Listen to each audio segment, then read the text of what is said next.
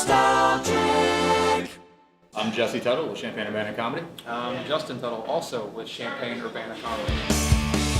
If you didn't notice, we got a couple cameras here tonight.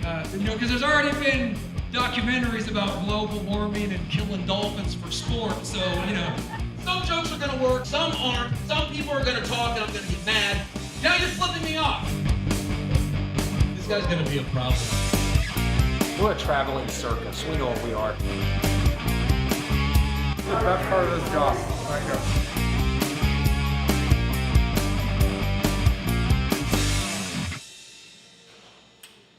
We grew up in Westville, Illinois, is where we're originally from. We have to do these in, there's nowhere for my drink. Wink. This really feels like Westville, sitting in a bar with a lawn chair. Let's do it over there. Westville was in the Guinness Book of World Records for most bars per capita of people one time. I can't think of a better way to sum up and describe the town than that. Played a lot of video games. Yeah. Stayed inside a lot. All the nerd stuff you hear about now. Video games, we never left our room. We did play baseball a lot. I was league MVP 2 years in a row. He wasn't. Still bragging about it to this day. There was like 30 kids in the entire league and he's bragging about being number one. It's crazy. I'm amazed that I made it out of high school.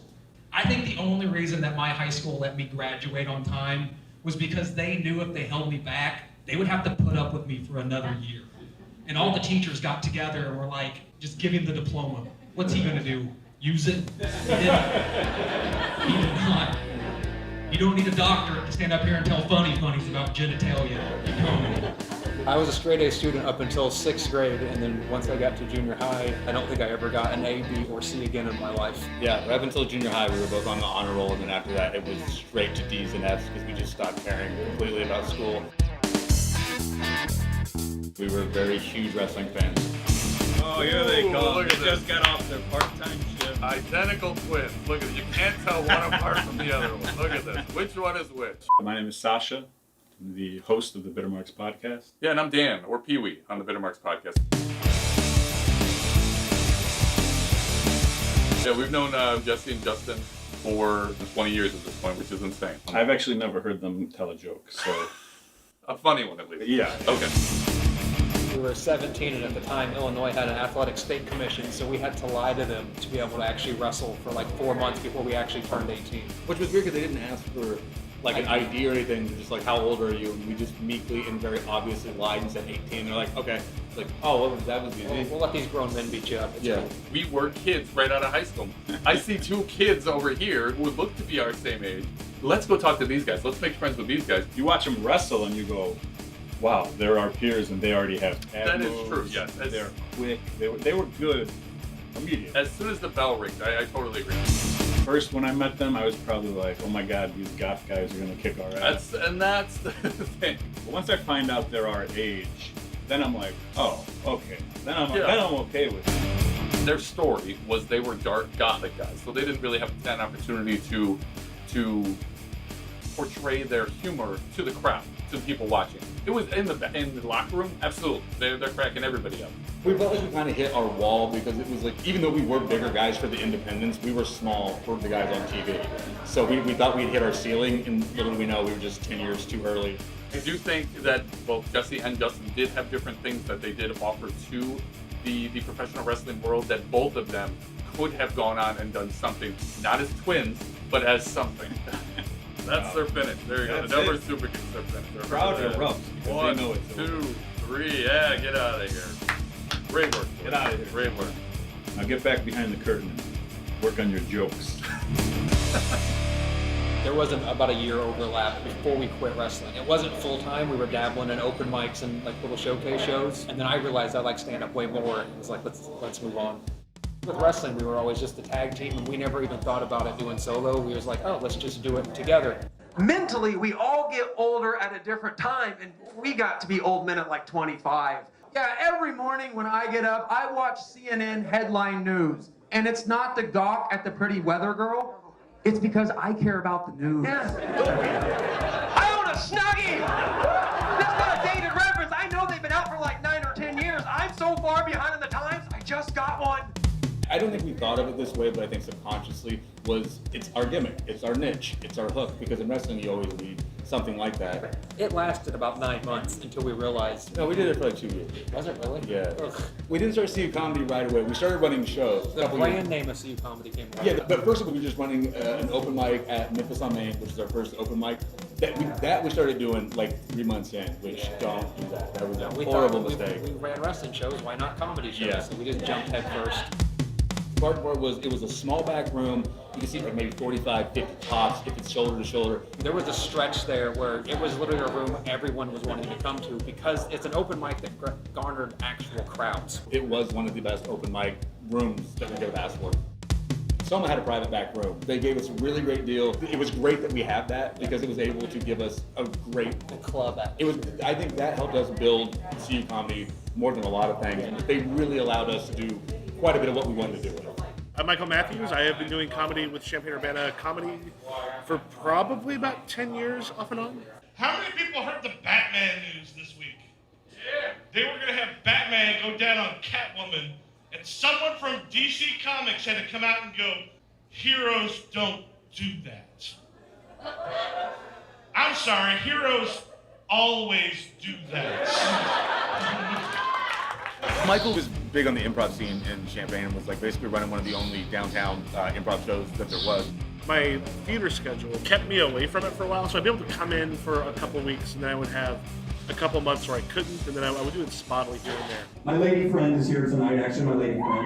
Yeah, she's pretty decent. She doesn't, she hates the term girlfriend. She won't let me use the term girlfriend. She prefers the term stepsister, actually.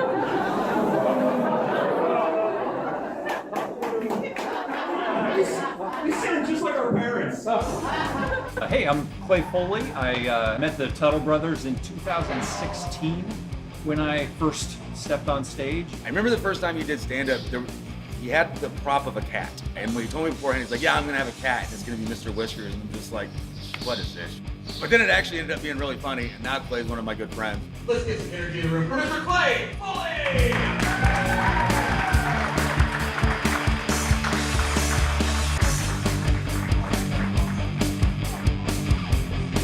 To me, they are the blueprint for how showrunners and comedians should be. It's always about the quality of the show from start to finish, so that the customers will come back the next time. I'm James Draper. I've been doing stand-up comedy for 13 years.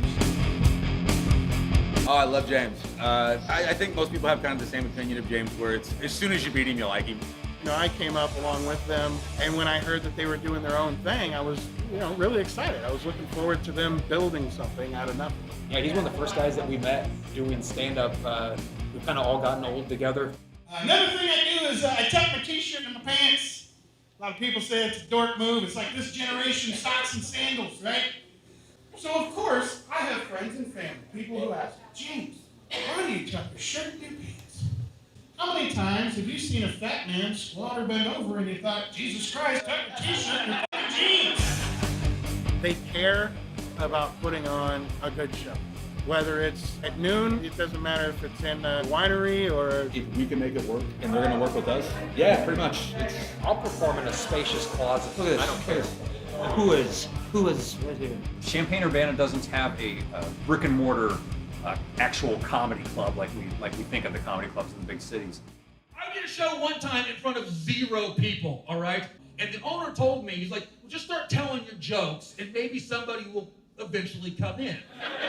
I don't know if a comedy club would work here, because for a comedy club to be manageable, they have to charge $25 tickets, 2 drink minimums. Having a base place is great, but just a comedy club is very hard to Well, run. because there's comedy clubs in major markets that have trouble maintaining crowds through that. How the hell are we gonna do it?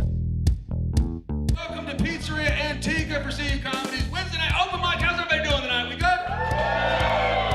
It's become a tremendous open mic room. Ramin, the owner, he had been sponsoring CU Comedy shows for quite some time. Well, for us, it's just beautiful because I'm an old punk rocker, and I think the closest thing you can kind of get to the nuts and bolts of reality is through comedy these days. Hey guys, thanks for coming out to Grovestone. We're not classy, and there's going to be some jokes that they don't fit the environment. So I mean, when I say tiny, there's 25 people in there, but if you actually want to perform stand-up, I think that's one of the best crowds to do it in front of because they can see every movement, they can hear every word. When I first walked in to meet with him, because I had never been there, I walked in and was like, no way, there's no way a show could work here, it's impossible. But then once we saw the setup, I'm like, you know what, it's doable. Let's do it, everybody. No one's at school, no one's at work, and only Loui brought his kid. Are you guys ready to have a good time on a Friday night? Let's do it! We're just so lucky that the owner, Loui, is the nicest human being on the planet. Knowles has been cool so far, man. Manager Ham has been terrific there because we're able to be outside. It does draw a different crowd, so it allows us to diversify the people that we're reaching and help build the brand. She's one of the producers of Broad Comedy every third Thursday over at the Rose Bowl. Michelle Moore! We saw potential in Michelle pretty quick. And now that she's doing the producing, I was glad that we kind of got to finally bond a little bit over that. Like, yeah, it sucks, doesn't it, Michelle? How do you like it now? I became a producer for Broad Comedy in May, so I'm very new at it. In 2016, the founder of Broad Comedy, Stephanie Brown, was pursuing her PhD at U of I, and so as part of her dissertation work, she came up with the idea of starting Broad Comedy. That was her impetus for bringing us on. She didn't want to see it dwindle after she'd spent so much time and love and energy putting it together. I feel great about this show, and I hope you do too. Are you ready for comedy? Oh, hell yes! The Bluegrass bar that allows like a feminist, queer, minority-driven open mic comedy show to put on shows. So they're obviously the coolest dudes that exist in the world. Each group has their own identity, and I've been a supporter of Broad Comedy. Doing shows doesn't have to be competition if we're all doing it the right way. And the good thing about 4 producers is you'll always have 4 performers. No set responsibilities for anyone, but we do trade off quite a bit. It's sort of a collective, a cooperative. Yeah. If you'd like more comedy, CU Comedy is across the street at Nola's Rock Bar. This was like our first show being back indoors. I've had to get used to being nervous again. It's like learning it all over again. So it's like practice, working out. You just gotta work it out. Different rooms are gonna act differently, so you have to adapt. I have resting, I'm not listening face. Yay!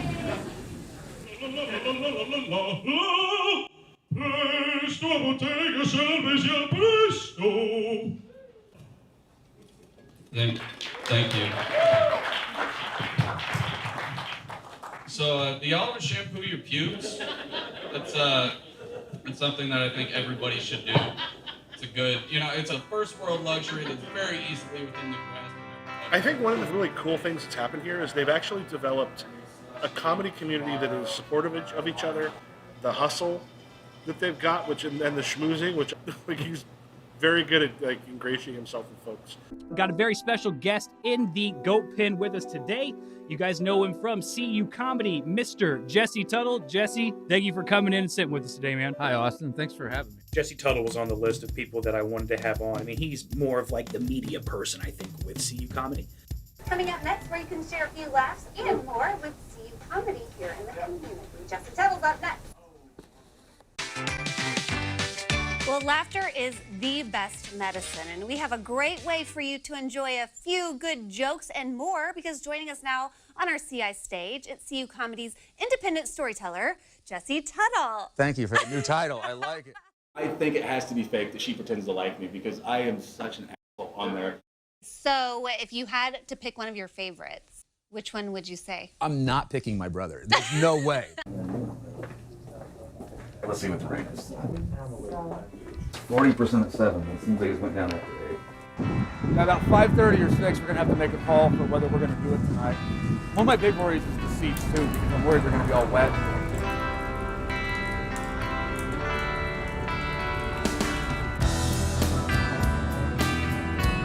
This wind and this, hopefully no rain. Yeah. Oh, the clouds are getting dark.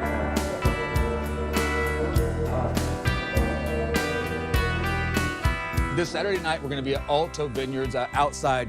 We really got to cross both fingers for no rain. On this. Fingers? Yes, fingers. I have a southern twang once in a while, both fingers. Fingers and fingers. We got to cross them both, that there's not going to be rain. Dedicated people, there's a tornado warning and you still came to hear people talk about I was joyed to find out that there were other people that were up and coming, and it was almost like a little bit of a revelation to see the beginning stages of comedic careers. Hey girls, when you saw me walking in, did you just assume I was somebody's mom? Yeah? Well, I am somebody's mom, just none of you motherfuckers. My family is all Latin teachers and librarians, just what I look like. I can't help the way I look. It's this older, conservative white lady thing I've got going on since I was 10 years old. It is really fun to watch someone start doing stand-up and then like 6 months later, they've evolved so much and they're excited about it still. I'm Austin Douglas, and I've been doing comedy for a month now. We have a first-timer who's never done stand-up, and it's his very first time. Let's welcome to the stage, Austin Douglas! Austin's one of the ones I see a lot of potential in him, and you can tell he's getting better every set. It's not even the on-stage stuff, but he shows up on time. He sticks to his time. He has a good attitude. He doesn't cause problems. Like, that is a way quicker way to get further than even being better on stage. I grew up here in town, and I had no idea that they really had such a well-run comedy scene here. We have been given the key to the city. The key to the city that the mayor gave us for our contributions to the art of Champaign. I've given out a few. As I used to say, I love the fellow brothers, the good-looking one and the funny.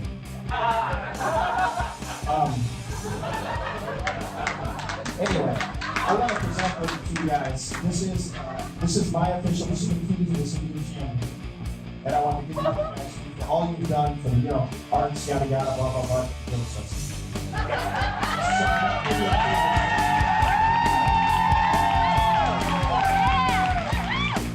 I'm happy they still have it, actually. I've tried to open doors with it. It opens. The bands come and go, clubs come and go, this or that, but they've been really like they just stick to it, especially Jesse. You know, a lot of people are going to talk about how funny they are, how hardworking they are, but I don't think enough people are going to talk about just how confusing Jesse's wardrobe on stage is. I can't tell what we have. Is that Brett Michaels? I ended up having a formula to remember their names. Jesse, accessories, and it's just Justin. Because Justin doesn't have all the other stuff, the bandanas and the tattoos and all this and that. You know what I don't like about that? James is like, no, why did we? Yeah. Because I've heard at least 8 different people say that to me. I tell them that's how I don't wear as many accessories as I used to. It's accessories. You always have something. You have a bandana, a hat, and tattoos on right now. Yep. I have on a black t-shirt. Sometimes people will look like, hey, do you guys? Yeah, we are. It's hard to tell them apart. They look exactly alike. And now they look slightly different. They've got like a little thing going on, but sometimes they both kind of look alike. Well, one of them has a lot more tattoos. All right, ladies and gentlemen, you asked yourself, is this man a generous and unselfish lover? And then you looked at his tattoos and said, no. Jesse Tuttle! It really is my mistake asking Michael to intro me. He's like, don't do this horse shit. I dug his vibe. I dug his personality. He came on. He was super cool the whole time. And it ended up being one of my favorite episodes that we've done here. And I attribute that to just him being a easy person to talk to. He is probably one of the nicest people I've ever met.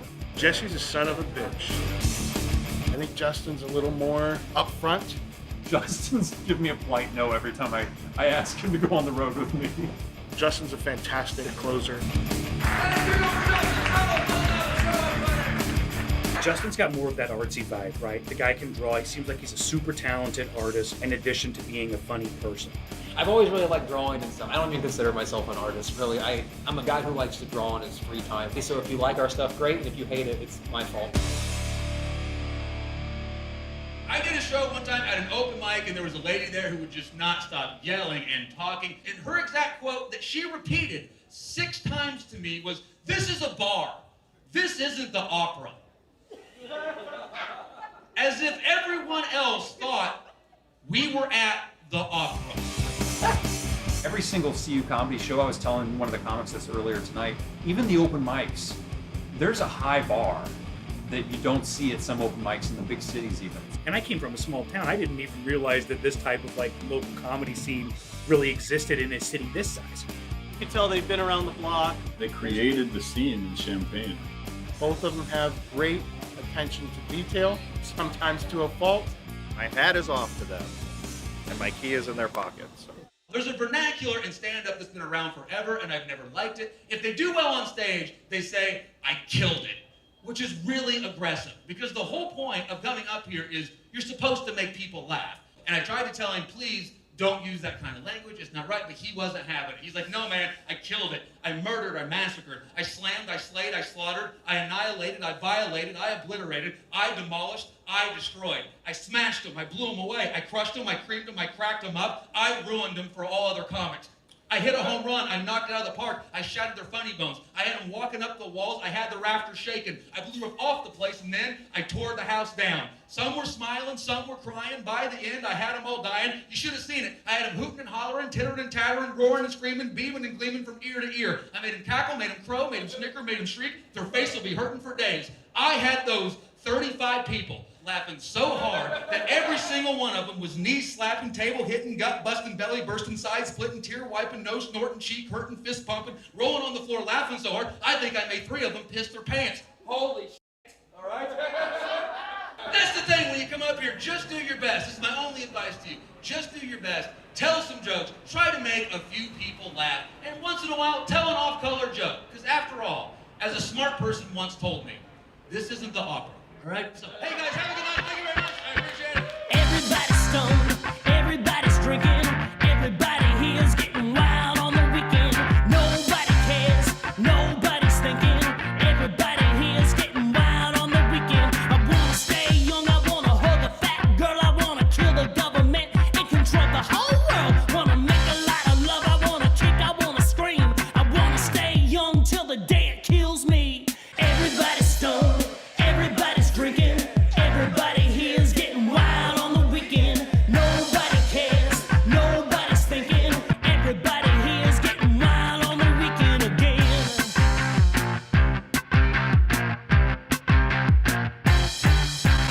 Fucking hate stand-up. Don't do it. That's the end of that should be the end of the documentary. Fuck stand-up. Don't do it. Nostalgia.